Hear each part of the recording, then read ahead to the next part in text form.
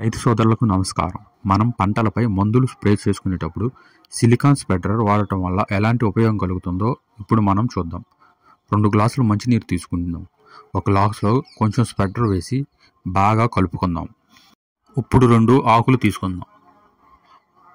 ఒక ఆకుపై మామూలు నీరు కొంచెం వేసుకుందాం. రెండవ ఆకుపై స్ప్రెడర్ మిశ్రమాన్ని కొంచెం వేసుకుందాం. చూడండి, స్ప్రెడర్ ఆకు మొత్తం పరుచుకుపోయింది, కానీ మామూలు నీరు అలాగే ఉంది. సమాచారం మీకు నచ్చితే ఒక లైక్ ఇచ్చి కామెంట్ చేయండి. మన ఛానల్ని సబ్స్క్రైబ్ చేసుకోండి ప్లీజ్ ఫ్రెండ్స్.